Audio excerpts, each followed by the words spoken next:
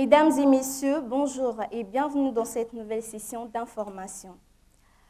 À l'actualité de ce journal, les préludes à la prochaine édition du Festival Feu de Brazzaville. Son initiateur Hugues Gervais-Andé est allé rencontrer le président du Sénat qui semble l'informer officiellement.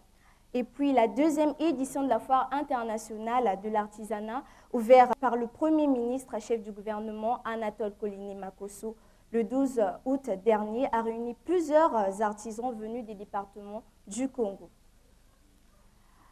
Après les festivités relatives à la célébration du 64e anniversaire de l'indépendance du Congo, marqué entre autres par le message à la nation du chef de l'État, appelant à la responsabilité lors des vacances à Sony. Le président de la République a séjourné du 18 au 25 août dernier à Oyo, dans le département de la Cuvette. Après d'intenses moments de travail, Denis Sassou Nguesso a amorcé ses vacances. Roger Issoli pour le reportage.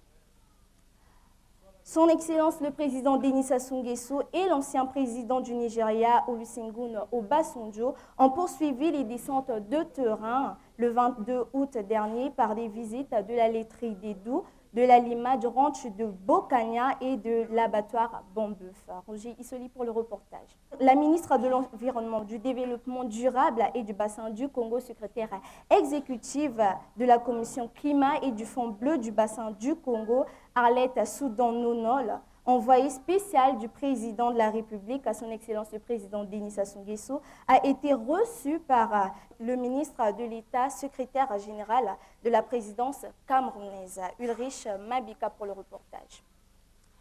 Lydie Pongo, ministre en charge de l'industrie touristique, a eu de fructueux entretiens avec la délégation sud-africaine conduite par son directeur exécutif Robert Matana. Saisissant les opportunités offertes par le Congo, sa notoriété et sa résilience sont les atouts qui seront joués une partition dans le développement du tourisme au Congo. Nelson Nzao pour le reportage. Parlons de la deuxième édition de la Foire internationale de l'artisanat, ouverte le 12 août dernier au mémorial Pierre Savonneur de Brazza par le Premier ministre Anatole Kolini-Makosso. Les artisans venus des départements du Congo sont massivement représentés à cette rencontre artisanale. Dans leur stand, l'on retrouve des produits de qualité, comme nous le dit Sylvie Karine Ngoteni dans ce reportage. Une délégation Feu de Brazzaville, conduite par son initiateur Hugues Gervais-Andé, a été reçue le 22 août dernier par le président du Sénat, Pierre Ngolo. Il est allé non seulement pour l'informer de la tenue de ce festival Feu de Brazzaville en septembre prochain, mais aussi pour solliciter son aide et son soutien concernant l'accompagnement de la Chambre haute du Parlement. Florent Angrillier pour le reportage. Dans le cadre de son programme à Canal+ Impact, Canal+ Congo a remis un groupe électrogène de 15 kVA à la clinique de l'association Johnny Chancel pour les albinos. Sur ce, afin de soulager tant soit peu cette clinique qui autrefois a connu des difficultés lors des opérations chirurgicales en cas de coupure d'électricité. Arlette Bakala pour le reportage.